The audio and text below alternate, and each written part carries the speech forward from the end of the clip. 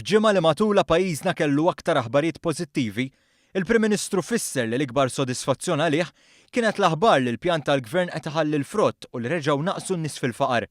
F'attività politika fil-Birgu, il-Prim Ministru qal li taħt l-amministrazzjoni preċedenti il-faqar kien olla rasu. Sitwazzjoni li l-Gvern biddel permezz tal-politika li adotta. Lilin minn kemm żdiedu n-nies jaħdmu, lilin minn kemm naqas il-qatt, lilin mill-miljuni ta' investimenti li rnexxilna nġibu matul dawn is-snin kemm ilna ngawdu l-fiduċja tal-poplu irnexxilna innaqsu il-faqar mill-ġdid ġewwa pajjiżna. Dan qalu b'referenza għall-aħbar li mill-2013 l-hawn naqsu b'6,000 it-tfal li jinsabu f'riskju ta' faqar.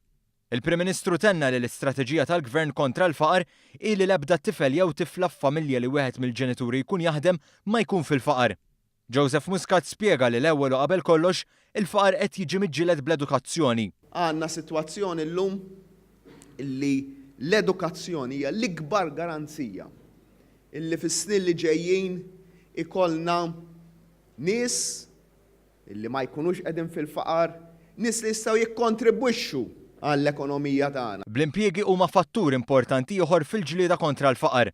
Il-Prim Ministru qal li l-Gvern mhux biss se jkompli jattira aktar xogħol lejn pajjiżna, iżda se jassigura wkoll titjib fil-kundizzjonijiet. Qegħdin maqbudin f'morsa ta' faqar li hija diffiċilissima. Magħmula minn abbużi, problemi ta' drogi, problemi psikoloġiċi, abbuż fiżiku.